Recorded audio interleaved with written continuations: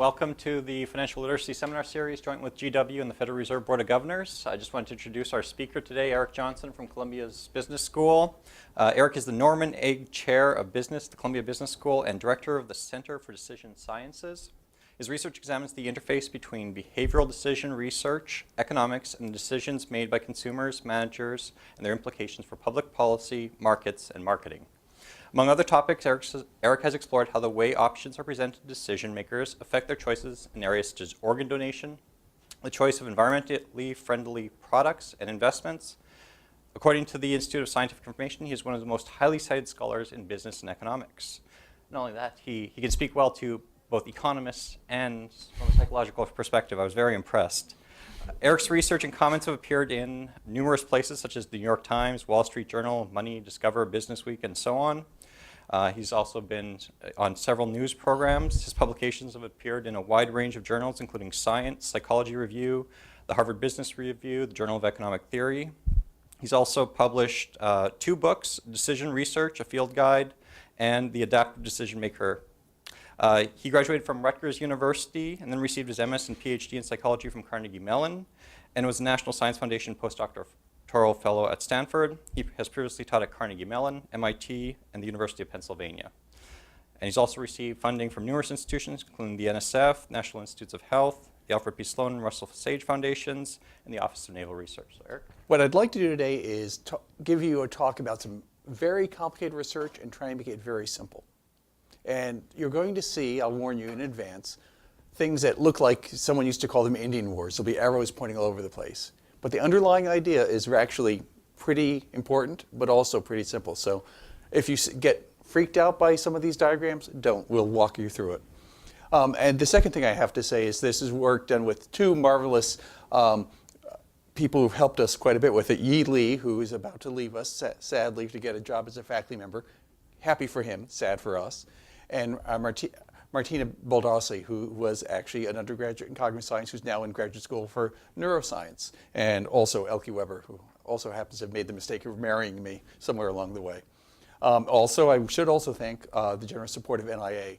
This has been the kind of work you would do if you have 5 years of funding, because it was not easy to get going and not easy to do. And so I really have to thank them for that kind of support. So we have 2 views of older people. The first view is that older people are wiser, the better decision makers. The average age of these people is somewhere in their late 70s. You recognize everybody? And we all think of them as experts at the pinnacle of their skills. But a lot of research shows there are capabilities that oldsters lose, starting at age 20. And so the question is older actually wiser, or should we replace them? That's why you shouldn't have seen that, with their younger counterparts. H.L. Mencken put it very well. He said, the older I get, the more I distrust the familiar doctrine that age brings wisdom. So the question we have when it comes to financial decision making, do older people have a problem? This is particularly a problem because as a society, we're putting more decision making on older people. 401ks are becoming things that people have to manage in retirement. So the decumulation problem, I've had a great pleasure of teaching with an economist a course in consumer finance. What was fun about that is he actually wrote the equations for how you decumulate optimally. And then went and said we had to use a supercomputer for 2 days to actually get the estimated answer. This is hard. It's hard for me. And so is it harder for older people? You'd have to think about longevity, how long you're going to live, returns, inflation, future costs, including health costs. This is a tough problem. Yet we're expecting older people to do this. Annuitization, there's no such thing, I think, as a simple annuity contract. One of my friends, Jane Bryan Quinn, says when she looks at an annuity contract that's 200 pages, she doesn't think anybody on earth actually understands that contract. So these are very difficult and complex problems. Healthcare insurance is obviously a very complicated choice.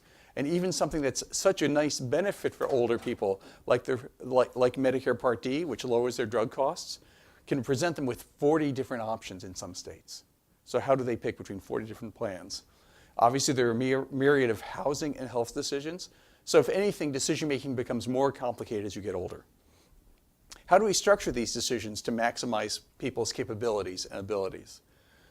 There's also a lot of interest in this in the financial services community because there are issues that are actually very serious about liability of selling products, complicated products, to older people. So first off, like Willie Sutton, one of the reasons older people are a great target market for firms is, like banks, that's where the money is. 1/3 of all the assets, according to the 2007 survey of consumer finances, is held by households that are 65 and older. 1/3 of the wealth. So this is actually an important segment for those folks. But there's liability. The Wall Street Journal had this nice article.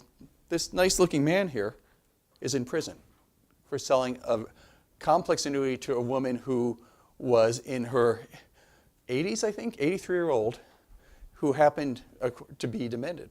He did not claim, he claims, and I suspect he might be right, he did not detect it. It's very hard. I mean, he's not a clinician. How does he actually know that? Her boyfriend brought her in and said, this worked great for me, you should buy one. And yet he was found guilty. So this issue of when someone is competent, while not the central part of my research, is obviously of a lot of interest.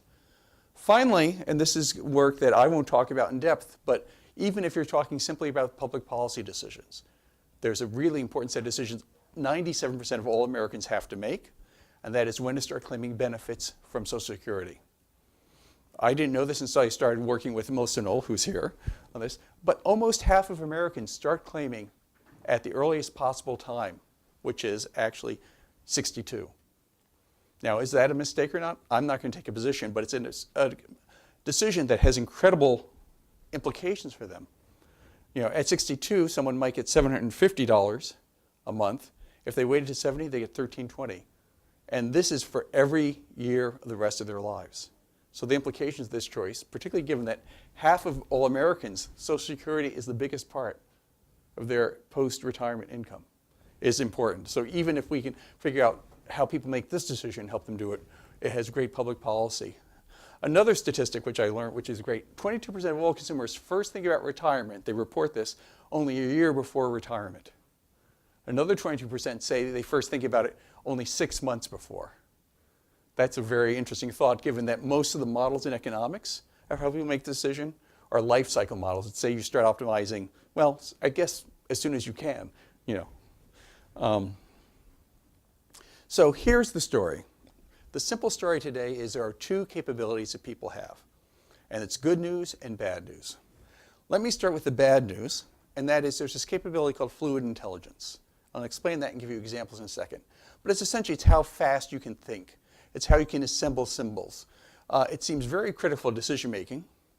Here's a typical task, perhaps a prototypical task for this. Now, this may be the hardest question I ask you. Here is what's called a Raven's progressive matrix, and it's a series. Some things change this way, some things change this way. You have to pick which one of these 8 would fill in this blank. Any takers? This is where I want a little button that plays the Jeopardy theme music.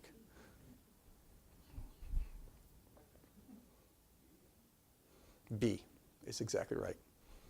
Quite good fluid intelligence. But this is essentially, notice this is very abstract. It's how quickly can you detect patterns and shift them. Now, the bad news is fluid intelligence actually starts decreasing from about age 20. So this is this result is so common in psychology. It's one of the huge regularities that from age 20 on, fluid intelligence differs. In essence, my co-author Yi Li, who's in his late 20s, claims correctly that he has 1 standard deviation of fluid intelligence on me. And whenever we fight, he particularly reminds me of this. But this is actually true for behaviors or skills like memory, speed, reasoning, and space. And it's very much a quite striking pattern. It seems true pretty much universally. So that's the bad news, and would suggest that decision making gets worse as we get older. And we see a bunch of results that seem consistent with that.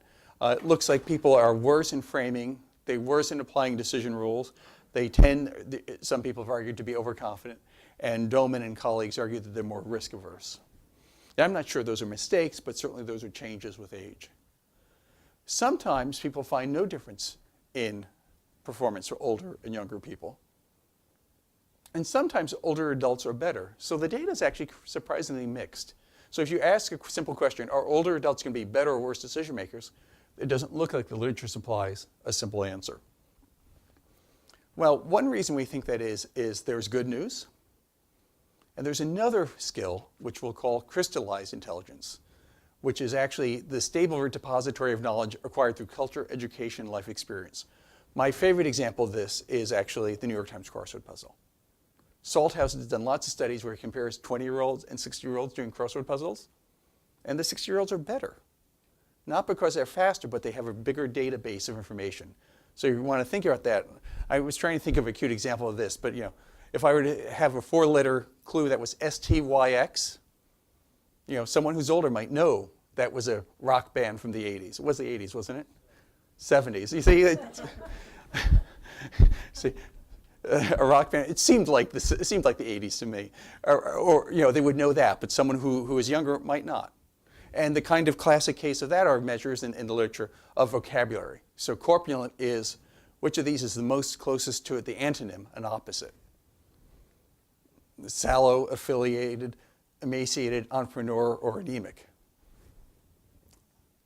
Emaciated.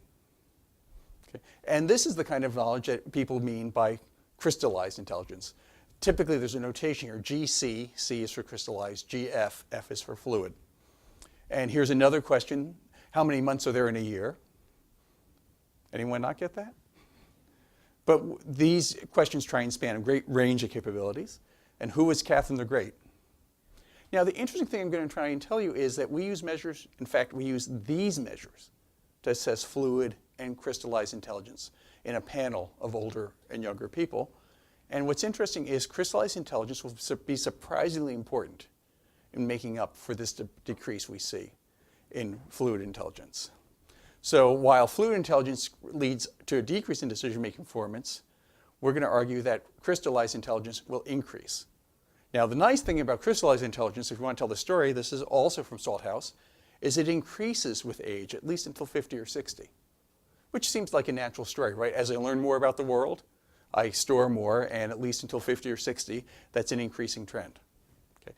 Because this is really important, I'm going to stop here and see if there are any questions. Any questions? Should I hand out the blue books now for the quiz? Okay. So here's the story. And this slide, we really need to make sure I explain it slowly and correctly, because it's going to be the key slide for understanding everything that goes. If you're talking about age, our argument is that's the wrong way of looking at things. It's not age. So you can look for what might be called a direct effect between age and decision performance. You might think that exists, but we're going to argue that's not quite right. In fact, there are going to be two capabilities that you have that will actually determine how well you make a decision. One of those will be fluid intelligence, which remember goes down, so that's GF. And the other that changes with age is GC, or crystallized intelligence. So it could well be you see absolutely no effect of age on decision performance, but in reality you're seeing the average of two indirect effects. Crystallized intelligence getting better with age, and fluid intelligence getting worse with age. This is going to be very, very important because different kinds of tasks will require different amounts of crystallized and fluid intelligence. So we should be able to say you're going to do well on this task if you're older. You'll do not so well on this task if you're older.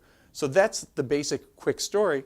So what we're going to do today is basically, we can't manipulate people's age, so we'll get people at different ages to basically give us lots of measures of crystallized intelligence, lots of measures of fluid intelligence, and see if we can predict how well they do.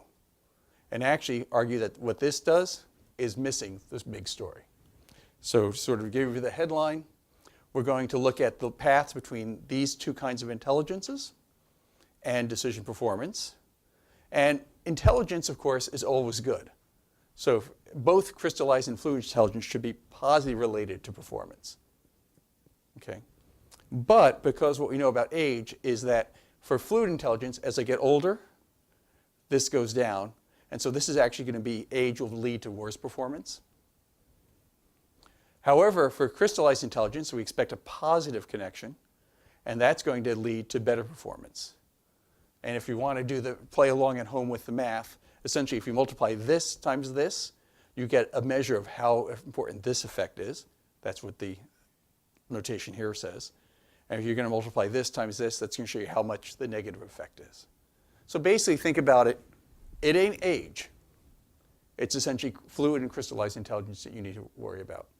Now, that is a really important chart because I'm going to essentially walk you through that. So I want to make sure people understand that. Are there any questions? Is there still a predictability? Because in a sense, age has this potentially simplicity that you can tell an advisor, right? Don't do it after 65 or 72 or something like that. But in a sense, would you replace it maybe with a simple test if age is not anymore the predictable or the variable to use? It's a very good question, and one of the questions, well, there'll be two questions. Let me answer that this way. One is, can I change these two? Right, because I want to improve performance, can I change these two? And I'll give you the brief answer is yes, and not at all clear. Okay, so one is intervention. A second version of that is, can I make decisions easier for people so they don't require as much as fluid intelligence? So I will talk about that. You're asking a third question, which I think is a very important question, which is, can I detect this? Can I diagnose particularly increases in here in fluid intelligence? And that's tough. It was tough for us. Our respondents, I'll tell you, did about 2 to 3 hours worth of tasks for us to measure these things reliably. There are now some computerized tests that will let you do that quickly. I don't think there's anything quite yet that says, okay, before I sell you this annuity, please press these 3 buttons and answer these questions.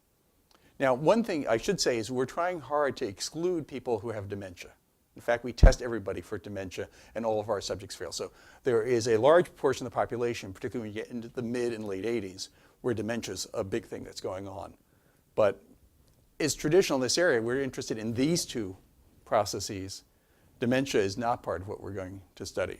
Now, dementia testing is, in fact, a different thing, and that might be more doable, sort of to answer Anna's question. Other questions? Think about this microphone, you feel like you're booming out at people, so it helps if you ask questions. So I just have a Yeah, question. please. So there's obviously variation in fluid intelligence. Does the rate of decline vary by the level of fluid intelligence, or is it individual specific? We know a little bit about this, and it's actually quite interesting. It's a developing area of research. It turns out that people who are educated and active tend to hold their fluid intelligence longer. Okay, so it actually, there's some fairly strong correlations between those kinds of variables. So education, bilinguals tend to have better fluid intelligence. And so some of them aren't theoretical, they're more empirical. But yes, we do know that, in fact, there's a lot of differences in how quickly fluid intelligence decreases. And so that I'll talk a little bit about at the end, but it's a really good question. Please.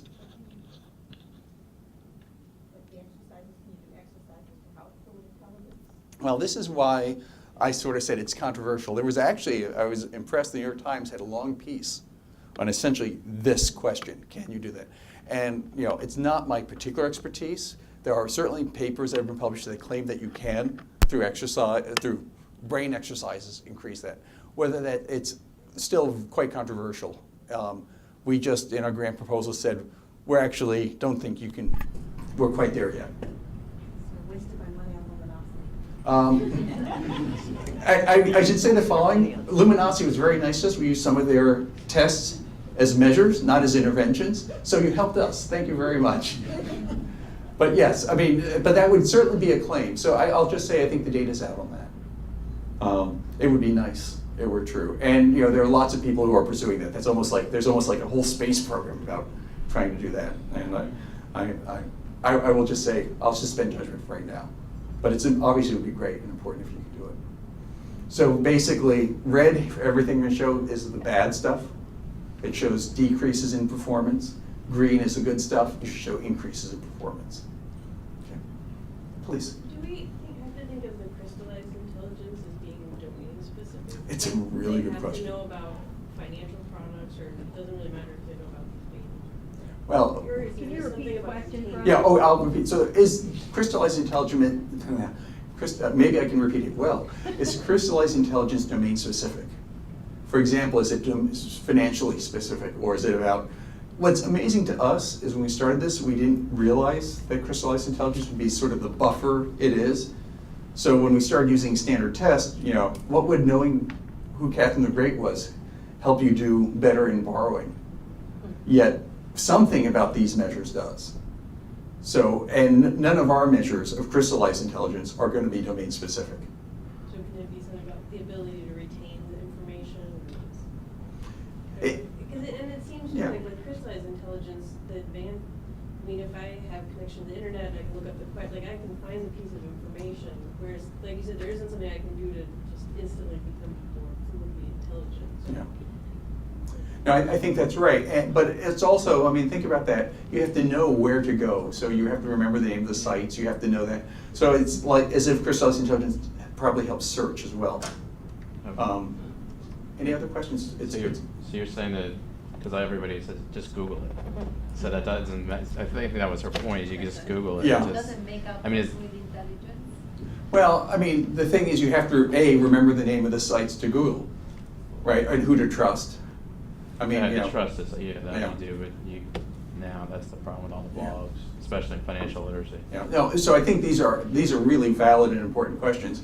And you know, there was a literature on what sometimes it gets called cognitive aids, augmented cognition. And I think that would be, that's another talk, perhaps, not my talk actually, but you know, one could go that way. There was another question, please. I'm wondering if you think there's an interaction between the two. I don't want to play too much with your definitions, but it seems like you can think of crystallized intelligence as calcified intelligence and prejudice, which may limit your ability to draw upon the fluid intelligence. So you have the effect of both on decision performance, but there might also be an interaction between. That's right. We will look at that in our data. That will not be there in our data, though conceptually I agree with you. It could be the case that relying too much on crystallized intelligence doesn't work in new situations. Sort of a version of that thought that I do believe happens, and is different tasks will require different kinds of intelligence. And so basically you can imagine tasks that require a lot of fluid intelligence won't be so good for older people. So that's a version of your thought, I think. There was another question over here.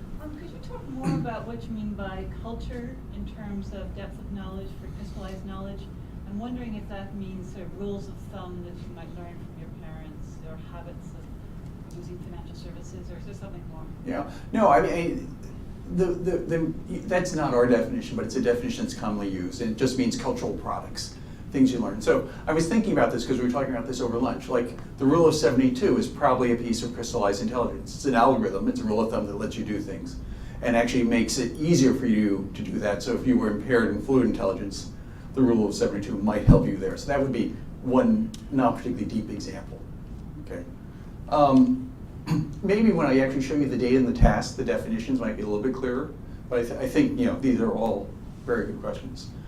So basically, this is what we mean by compensating cognitive capabilities. That while this is hurting, this is helping, and that for a large part of the lifespan, you're going to end up seeing no effective age. Okay. So what do we mean by decision making? Well, this is the point where I turn the talk over to Anna, since she's responsible for so much of this work. We're going to use measures of financial literacy and debt literacy. They have been shown to be correlated with real-world outcomes. And so there are things I'm sure Anna has never seen before. There are 3 questions we use in our respondents. So, FL1, which I think everybody here knows, is imagine the interest rate on your savings account was 1% per year. Inflation was 2% per year. After 1 year, would you be able to buy more than exactly the same as or less than today with the money in this account? Now, when I show this to our Columbia MBAs, they don't believe anyone on earth gets this question wrong. That's called another bias, called projection bias. But Anna, the actual answer is in the 30%, 30, 40%? 60% in the population. In the population. Okay. So this is one of the decision-making skills we think we're going to be interested in, along with debt literacy. The other 2 are ones that are much closer to the decision-making literature and economics literature, and that is temporal discounting. This is the degree to which people discount the future. So a classic example of this, do you want $100 today or $160 in 4 weeks? Now everyone here is very patient and will say the $160 in 4 weeks, but much of the population will take, in fact, the smaller, sooner reward. Turns out this is a variable that has sort of surprised me. It really has turned out to have a lot of predictive validity. And if you look, there are positive and significant, not huge, but significant correlations with things like body mass index. Why? Well, how do you get to be overweight? You take more pleasure now when the consequences are later. Smoking, smokers tend to have higher discount rates. Wealth, and this correlates with savings, mortgage choice. There was a nice paper by my colleague Stefan Meyer, who was here a little while ago, who just showed that basically FICO scores and discount rates are correlated. And we actually ended up replicating that. So that turns out to be something we're going to be very interested in because it really does matter. And so this is how we measure it. Our respondents get questions like this: do you want $60 today or $65 for a month today? And hopefully, what do? Well, they keep checking 65, 75, until they switch. And at that point, we basically say they're moving from their equivalent between today and tomorrow. So they might say $60 today, $60 today. Oh, here I'm going to switch to 85. And then they keep checking 85. So that gives us essentially a measure of how patient they are. For loss aversion, is this measure? It's sort of the big concept now in behavioral economics when it comes to people's reactions to gains and losses. As you may know, the standard factoid is that people weight losses twice as much as they enjoy gains.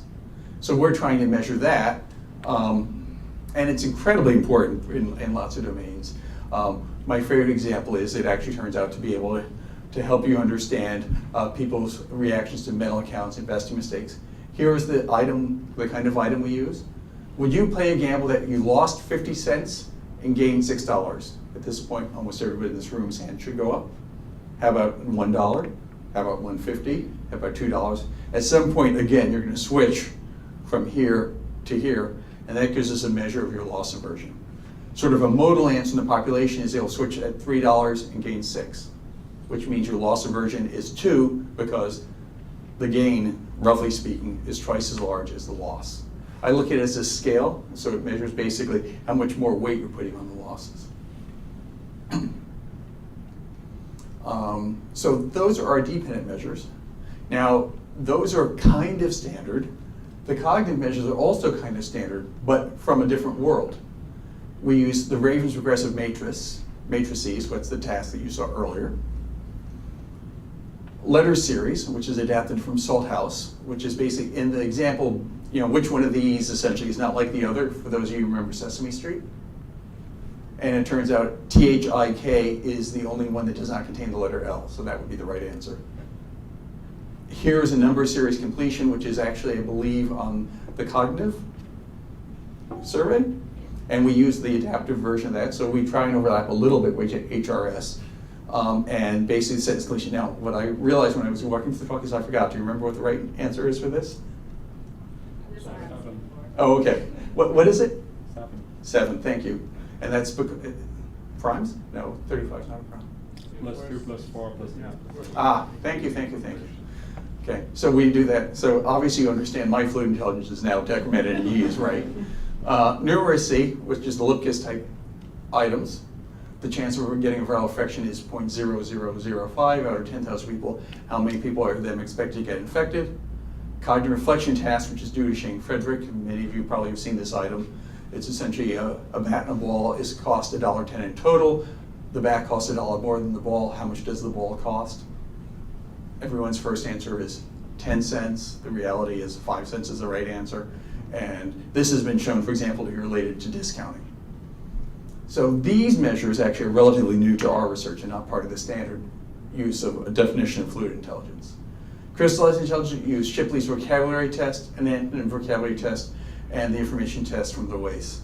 One thing, just a sidelight we did, is we actually used a lot of the same instruments that have been used in Project Create, because we get their data and we actually compare offline versus online administration. I'll talk a little bit more about that in a second. And we measured a third capability I'm not going to have the time to talk about today, although it was something we were very excited by. It turned out to be empirically kind of disappointing: inhibitory control. And these are tests like the Stroop test, the flanker test, and the spatial one-back task. We actually had essentially Lumosity Labs has these nice, sexy online games that are actually sort of fun. And so we actually use those not as treatments, but as measures. And they turn out to be psychometrically actually quite clean. And it's nice because people like doing these tasks. If you take the tasks, usually, they're very boring. But when it's birds flying left and right and you get to pick which way they're going, it's kind of fun, right? Yeah, so subjects actually like this, which is good because we're going to ask them to do a lot of these measures. Okay, our data is going to come from, this is all done online.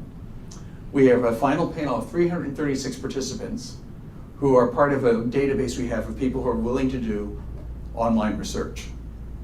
These people are sampled to be either young or old, below 30 or above 60. That old people online are atypical? Well, so this is a good question. If maybe afterwards you want to, we actually compare them to the U.S. population. Our sample is a little bit more female, which is typical actually of online panels.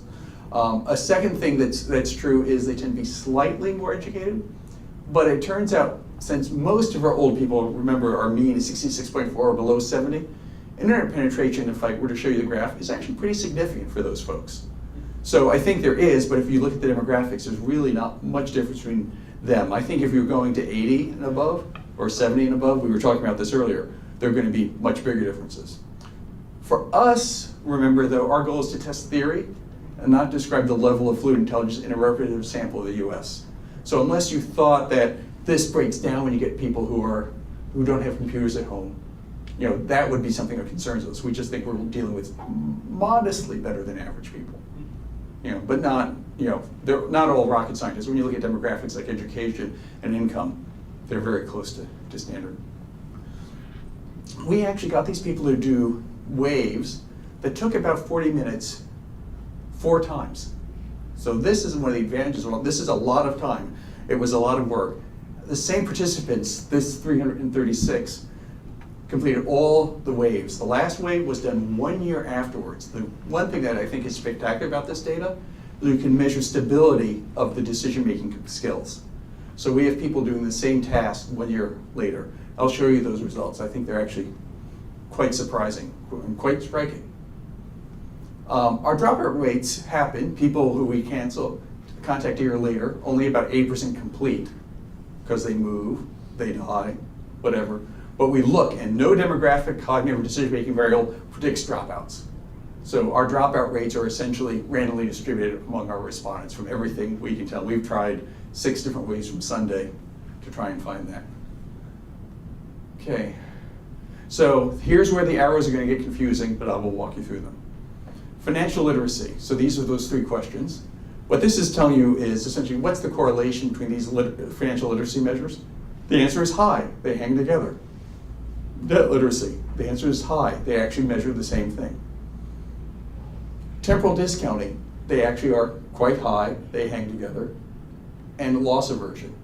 Now the first sort of remarkable thing here, I think, is you look at the green items and the blue items here, those are done a year apart. So we expect people to not be stable. If this wasn't like a trait, if this wasn't like whether people are tall or short, these correlations in green to be lower than the correlations in blue. In fact, if anything, they're higher. This is amazing. That essentially, this is almost like a personality variable. Turns out that temporal this is, as I was talking about this at the University of Chicago on Tuesday, they were saying this is almost as good as any personality variable. So it looks like discounting is actually very stable. Same thing is true for loss aversion. We end up getting very high loadings. Sort of the magic of doing this, which is some combination of factor analysis and regression, that's called structural equation modeling, is you can test what's the best model. And it says basically you need a model that has these 4 things, and the 4 things are separate. This is a quick question for anyone who knows structural equation modeling to say, did you do this? And I get to say, I think so. But we've tried to do this, we've had a lot of good help with this. Okay, so those are 12 months later. Here's the correlations between them. So interestingly enough, financial literacy is the biggest correlation between financial literacy and debt literacy, but still it turns out you need 2 different scales for that. Loss aversion and temporal discounting are only lightly correlated. Temporal discounting is related to debt literacy and financial literacy. But basically these things all look like they have to be separate. They're 4 separable skills. The closest question is this, but they still have half the variance, roughly speaking, is independent. Okay? here is going to be, I'm going to do this kind of quickly because I don't want to spend the rest of our talk talking about this, but this is our cognitive capabilities. So GF, everything is nicely correlated. GC, everything is nicely correlated. Same thing with inhibitory control. And the correlations here are high, and GF and GC are highly correlated, but still about half the variance is unique. That says basically people who are fluidly intelligent are on average have higher crystallized intelligence, but there still are individual differences and they're systematic. Okay. And by the way, in all of this, we're going to control for gender, for income, and for education. So basically, we've already included in these models those factors. So what's left over is after you've controlled for education. What's nice here, comforting for those of you who are testing geeks, is education and crystallized intelligence are pretty highly correlated. That's sort of people's measure in this world of whether it's crystallized intelligence. Because how do you get crystallized intelligence? One way is going to school. So we're actually quite pleased that that turned out that way. Just asking a question. Sure, please. And clearly the data are turning out this way, if I'm reading the graph correctly, that numeracy contributes to the fluid intelligence rather than Yes. crystallized intelligence. Yes, so that's actually an important thing.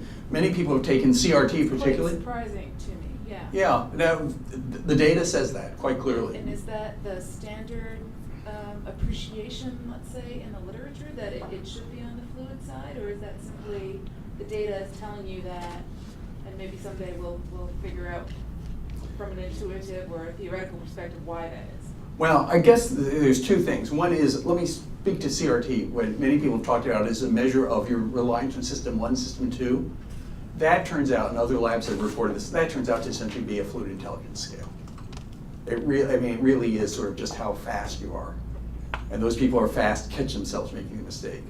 The same labs, and this is work done by Ellen Peters, ends up showing that numeracy ends up often being loading on a GF factor. And so if you want to think about this as and we've tried the obvious models, which is let's break GF into 2 categories. They don't add anything. They really are measuring the same thing. And one way, just to help you with this says that half the variance in CRT, roughly, a little bit less, is accounted for by fluid intelligence. And I've simplified this. There's a lot of error variance there. So it turns out that it looks to us like it's essentially a subset of fluid intelligence. It's not to say it doesn't have other characteristics, but by and large, you do a pretty good job with it. So, I mean, the data is surprising to us how nicely that element turned out. Although it's surprising because, boy, do a lot of people think CRT is measuring something else. But now when we have a large set of samples, we end up seeing the CRT actually is largely a numeric capability. Now notice one thing here is we do have both visual, Ravens is a visual task, numeric tasks, and symbolic tasks, all loading in fluid intelligence. So we played with models that might try, are numbers special, and they don't seem to work in our data better. It's not to say if we had a sample of 6,000, you might not find significant differences statistically, but I think these get a good job of the substantive difference. Any other questions? Okay. So again, we controlled for various demographics. Okay, and SEM, here's what we're going to do. Age, we'll try and predict each of the decision variables. Okay, that's sort of where we start, but we don't think that's all that's going on. So when I said Indian Wars, I was thinking about this particular graph. What we think age is really affecting is crystallized and fluid intelligence, and for the sake of today, I'm going to pretty much skip this. And that those will be the things that influence financial literacy, debt literacy, and temporal discounting. Now, again, to make this really scary, we control for education, income, and gender. Okay. Now, what I'm going to do is not show you numbers on this horrible chart, but basically show you charts separately for financial literacy, debt literacy, temporal discounting, and loss aversion. And here, I think you'll find mostly a very simple story.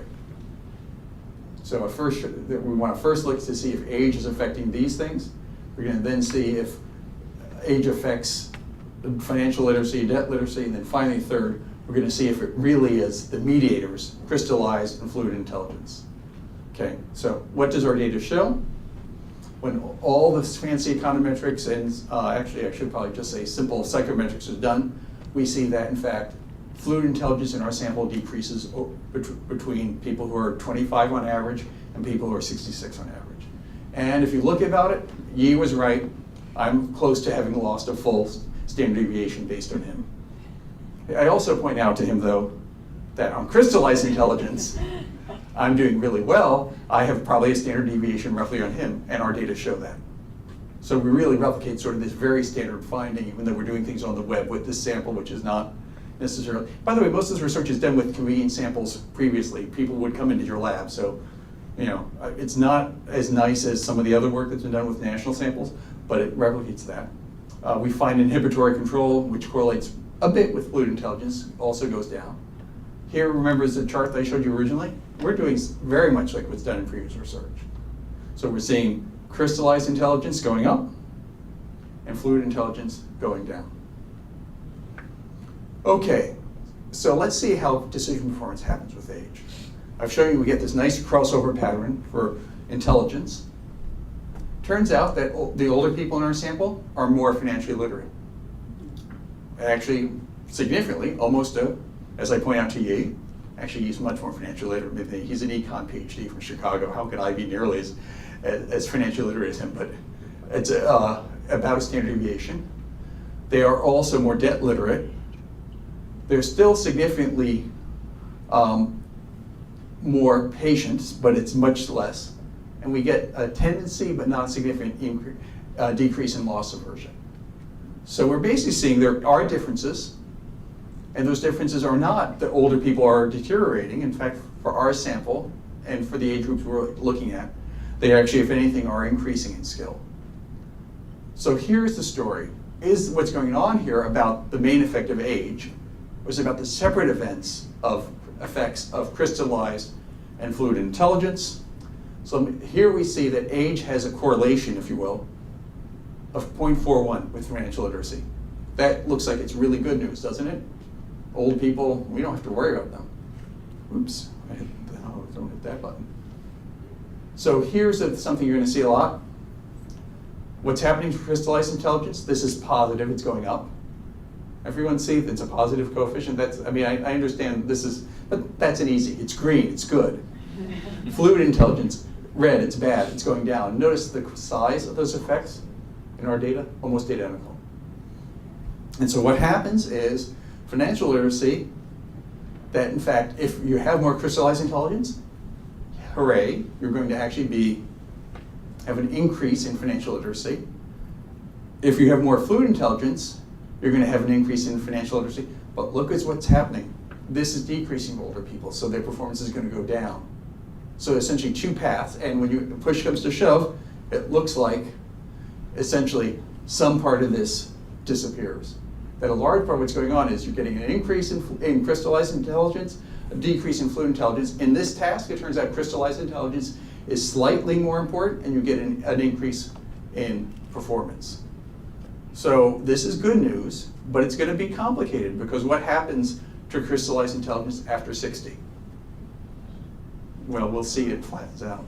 And what's happening to fluid intelligence after 60? Well, the same thing that happened from 20, 30, 40, 50, it's going to go down.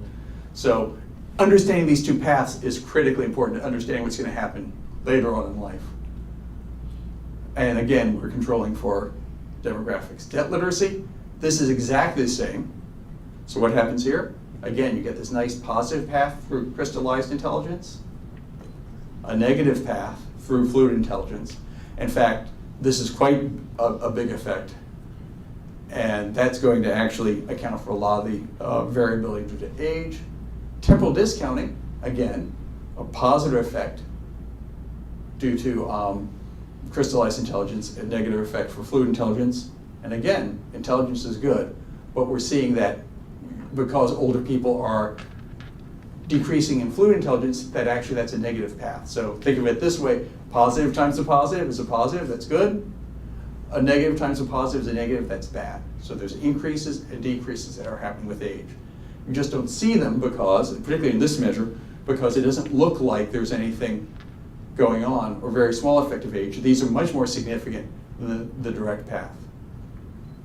Now I want to stop there and see if there are questions. So that's our simple story.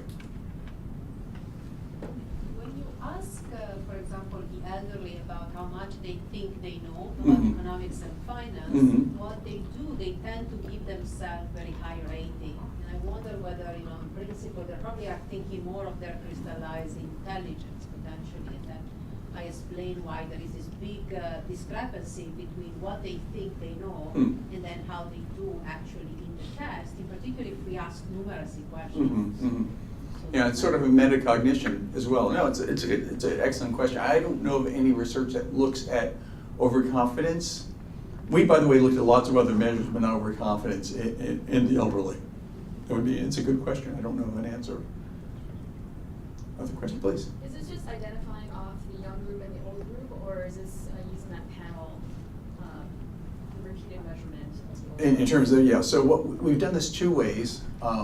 One is we've done it as an SEM with two panels to see if the things are identical. And I believe these results are coming from using age as a zero-in variable in another analysis. We replicate by and large the same data with the panel analysis, essentially saying, this is sort of a statistical sidebar, so sorry, but essentially saying what coefficients differ for younger and older people.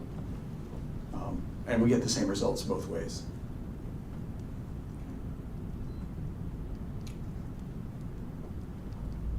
Okay, for loss aversion, we end up with a pattern that, just to show you that I'm honest, that's not nearly as pretty. It turns out that neither crystallized or fluid intelligence seem to be the thing that's determining loss aversion. In fact, we think it's in an inhibitory control. Because I'm going to keep our conversation simpler today, I'm not going to delve into this. We think a lot of it has to do with how we ask the question. But I won't talk about it. So the answer here is we don't understand loss aversion. Even though people seem to be systematically, across the course of a year, more or less loss averse. Okay, now here's where I ask you to fill in the chart. What we're showing you is at age, here's the basic result. Older people are more financially literate, more debt literate, they're somewhat more better at discounting, and somewhat less loss averse. That's, if you look just at age, that would be the story you would find. But notice the results in this area are quite mixed. Why? Because they're not looking at the right things. What we should be looking at is not the direct effect, but instead the effects of GC and GF. And what you see here is GF is going down, GC is going up, and that's going to have different consequences for decision making. So basically the story here is more GC is good, more GF would be good, but older people are losing it, quite literally, losing GF as they get older. Please.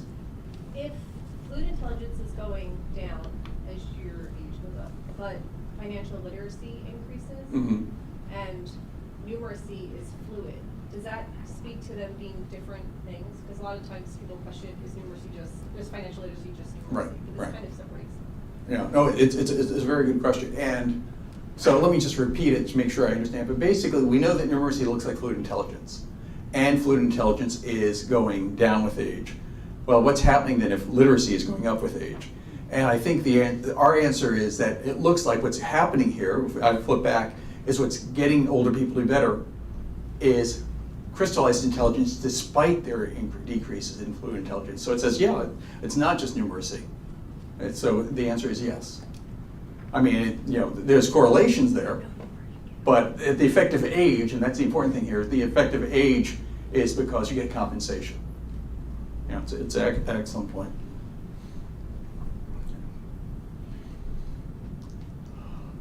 So here's, I think, the takeaway I really want, because it looks like a good news, right?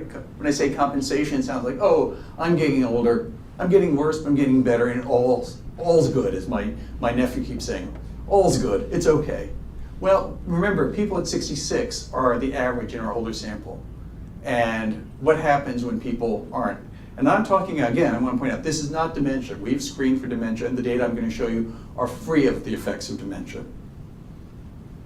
We didn't collect people in the middle. Maybe they're actually even better than our older people. We don't know. We just have two ends of the line.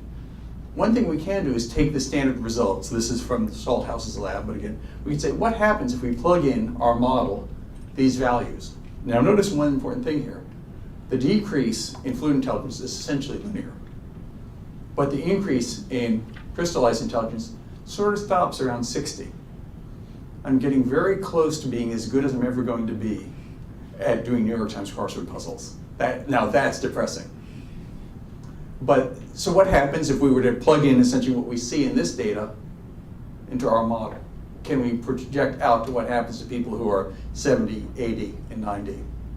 And the answer is very discouraging for those who are above 80. You get this nice pattern where basically people increase, reaching their peak somewhere in their mid-50s, but then because of the decrease in financial literacy and fluid intelligence, you'll see huge increases in debt literacy, significant increases in patience, and decreases in financial literacy. So what this is saying is basically what looks like a happy story right now will be less happy for those people who are 70, 80, and 90. So this is actually, I think, sort of the most important result we have. And it's why this model that has two components is really important, because you were just saying it's age, you wouldn't understand why you're getting this pattern. Please. You said 70s? Because that seems to be the question for CFPB and some of the others. What is the magic age where they're going around the country doing these talking sessions, and they're trying to deal with the Attorney General saying, when should we step in? Right. I mean, I think this is really important research because they're interested in that because they're taking anecdotal evidence and they're just like writing regulations on that, which I think is a little scary myself. Yeah, and I think that, obviously this project is partly about developing a model to help us understand that phenomenon, but it helps us leverage a little bit of what we already know about the decrease, which is that there are lots of things that actually are demographics that slow down the decrease in fluid intelligence. People who are educated, people who are active. So, and I'm not saying those are interventions, they might turn out to be, but it turns out there's going to be a lot of heterogeneity, so age is the wrong thing to look at, is what we're saying. And there's going to be no one-size-fits-all sort of age where you no longer should be making decisions. But when you're writing a regulation, it's kind of hard I know. to do what you're saying. And by the way, before you open that annuity, you have to go to the website and fill out 4 hours worth of, I understand that. And this work is not meant to be right now implementable, but there are pretty easy tests for doing fluid testing. The MMI. And I think someone might want to think about consumers wanting to know what their fluid intelligence is. I mean, they may be interested in self-diagnosis or not, but it's a possibility. There also could be markers, right? But you have the problem. Sandel just said, his famous secret shopper and the Right. financial advisors are actually doing the reverse of what they should. No, that's right. And I mean, of course, that happens here too, right? But it certainly could be, particularly when it comes to financial literacy and debt literacy, what this suggests is more important. This, by the way, I should say, is also very similar to a result that Sumit Agarwal and colleagues have, where they actually look, they don't have any of the cognitive measures. What they've done is basically taken outcomes in the real financial market, like how good are you at borrowing, what interest rate do you pay? In their data set, I think they have 11, if I remember correctly, different financial outcomes. What's your mortgage rate, adjusted for FICO and everything that they can. And they find, what's the peak? 53. So it's very consistent with that. One way of putting this is we're putting the cognitive measures into something that actually is I think, very much like the Leibson story, Agarwal et al. Story. So would health play into that at all? Well, one of the things that seems to be a correlate of I keep saying, because fluid intelligence is going to end up being health. It turns out people who are healthier, who are more active, physical activity, seems to be something that delays the decrease in both fluid but particularly fluid intelligence. It turns out there's a lot of research that's actually sort of looking at this pattern, but we're looking at essentially cognitive functioning, executive skill, and things like that. And so there's a big literature that one of the nice things about this research, it connects that literature with financial outcomes. So it suggests, and here I'm being tentative, but it suggests that there are things that we can encourage people to do to help prevent this decline.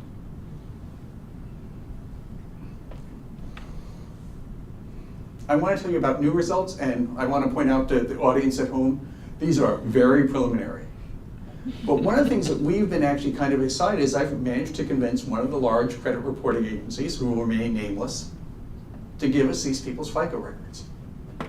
So the question is, of what we're seeing in measures like financial literacy, debt literacy, discounting, and loss aversion, going to also affect the FICO scores.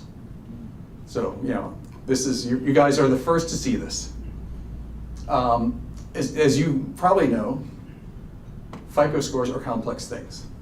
So we have all 330, I think, fields from this particular company for, let me go back, for essentially 74% of our sample. We're able to match them. We basically set off the information we had, and we get back the FICO score. We got 2 polls, soft polls of their FICO record, February 2009 and January 2012. Correlation between the two is about, R is about 0.80. So there's a lot of stability there, even in a time that's financially very turbulent. One of the things we're going to be very interested in looking at, by the way, is what's changed between 2009, what predicts change in between this 3-year period.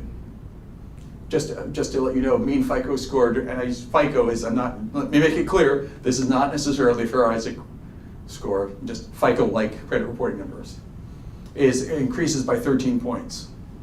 We get slightly better matches between our young and an old. We have to go back and make sure there are no systematic differences between the people who match and don't match. So we've not done that yet. We have to do that. But again, what's going to be interesting when we look, we're going to only look at the average of FICO score. We see that age increases FICO score, which is not surprising. Why would it not be surprising? This I've been teaching a lot lately, so I'll cold call on somebody. No, but why would Credit history, length of credit. length of credit history, and what else happens as you get older? Pay down your debt. You pay down your debt and you make more money. So that alone is not surprising. Yeah, but income isn't in your credit report. But no, but if you have, yeah, you're right. But if you have more money, you might be able, yeah, you're right. It smarts about your debts. It's not just that. But we're going to want to include income just as a covariate, which we do. So essentially what I'm going to do is add now FICO as a new kind of dependent measure along with that. And this is, you've seen before, it's just the same story about crystallized and fluid intelligence. What's interesting is crystallized intelligence produces an increase in FICO score, significant, 0.18. Fluid intelligence also produces an increase in FICO score, which is 0.31. In fact, this is a case where FICO looks like it's more driven by fluid intelligence than crystallized intelligence. But what's interesting is basically you see the same pattern that the fluid intelligence eventually is going to decrease for very old people. And this is in, and so both of these paths are significant, and we've controlled for education. Income is positively correlated with FICO score and gender. So it looks like the pattern we're seeing in these measures of loss of literacy, loss aversion, et cetera, happens as well for FICO score. And so that's, I think we're kind of excited by that. A question which I can't share the answer to is that because of other variables like discounting that mediate that change? And if you held a gun to my head, I would say discounting is the biggest thing that's creating that, but we need to do more analysis to get that down. So since this is on the website, I have no clue, since I don't want to be liable for that. Okay, a little sidelight just because it's fun, because there are people here who know this literature. I'll be turning over for questions in just a second. One of the basic constructs of life cycle models is how long you're going to live, and this is just a fun result. Basically, you should know approximately when you're going to die, so you know how much to save, what mortgage to buy, how much to, okay, you got this. You can ask this question 2 ways. What's the probability you live to age, let's say 85? Or what's the probability that you die by age 85? Those numbers should in fact be related. 1 minus the probability you're going to die by should give you the probability you're going to live to. Okay. One of the things that psychologists worry about is question framing, and here there's a very specific theory, and will those be the same number? And this, by the way, live to is how the HRS asks this question. And we use exactly the HRS format for this work. Here's the result. This is the die-by frame. That's the live to frame. What does it say? That people, when they're asked how long they live to, will, on average, if we look at the 50% probability line, say 9.6 years longer. So I kiddingly say, how do you live 10 years longer? Well, ask yourself the question in the live to frame. This is sort of, I'm putting this in part because I think it's interesting to demonstrate how psychologists think about variables like this. We think that actually it's a variable that's constructed, that people are actually generating an answer not because they have the number in their head. If I asked you, what's your date you'll be 50% likely to die by? And anyone? Everyone have an answer? What's the question? Okay. We have a calculator that we. Yeah. Or you down to You're making my point. Our actuaries have the whole table. Now you could tell me the answer much better than I could generate it myself. But we have a calculator. You can just type Yes. it in, and you have a 50% chance of you or your wife making it to 95. Right. But my point is very simple. That calculator doesn't exist up here, and how people answer that question is largely a function of how that question is asked. It's not to say they don't get it right. People who are older say they have longer longevity. Women say they'll live longer than men. They have roughly those elements, but there's something else going on there. Okay, that was just sort of mine. So let's go to talk about the implications of the work we've done today. One of the things we know is that I think financial education might help because it helps crystallize intelligence. That's a hypothesis, but notice that's the way that would work. But fluid intelligence is really a challenge. I mean, as I said earlier, I think it's pretty controversial whether you can easily intervene in a long-lasting way to increase fluid intelligence. There are things that certainly are correlates of that, but whether an intervention works, I think is still an open question. Can you do anything to stabilize it? So not looking to increase, but just not looking to lose as quickly. You know, this is an area where It's getting personal. Be 54 on Saturday. Yeah. Hey, I have more motivation. I won't tell you how old I am, but I have more motivation than you. And I mean, there's lots of hints now, but it's not as if there are easy interventions. You know, being active, not spending your time. There are things that seem to work, but I think that's going to be a little while before we know the answer to that for sure. But I do think one thing we can do now is change the choice architecture. So my lessons from Medicare Part D, in some places people were given 40, 50, 60 options. That puts a huge burden on people's speed of processing, or what I'm calling fluid intelligence. That basically I'd have to go and say, oh, simple question like, which one of these has the best deductible? I might be able to do that with 4, but with 60, that's really, really hard. That just, you know, it's going to be much harder for an older person than a young person. So should there be dozens of options? The answer is probably not. You need some way of reducing the subset if we're going to expect people to make the right choice. Now this raises an issue that I think is really, really, really important, which is you're actually, in this case, being paternalistic. You're actually telling people that here are the plans you should think about, which to people who believe in a market economy is a bit threatening and quite a concern. Now, so here's a crazy idea that I have, which is actually, I think, perhaps a way of answering that, which is I call it the easy path idea. Just like you have an easy pass for your car, perhaps you should give people choices in how they get decisions. For some people who want to see all 60 choices, maybe we give them, here's the original Massachusetts connector, which gives you 48 plans for health insurance. But just in case you don't want to do that, here's an easy path where we have used the following rules to give you a subset. It's entirely up to you. So give the choice about how to make the choice to the person. Now you can't complain that you're taking choice away from people.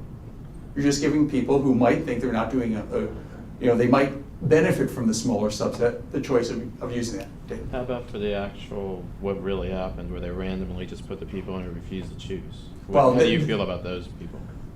Yeah, because that was the majority. They just randomly put them in because it was just too many choices and they gave up. Yeah, I mean, so I think that's probably worse than my easy path idea. Right, I mean, Right. they're now talking about, because of ACA, we've heard from CMS, they're looking at trying to do some things with the exchanges. So it might not hurt for you to talk to, since you're already associated with HHS, your ideas. So, little sidebar, sorry, but I spent some time actually with Socio yesterday. We've been doing a series of studies looking at not aging, but just how can people calculate what their best insurance policy is on an exchange? The answer is without decision aids, they perform almost a chance. Okay, but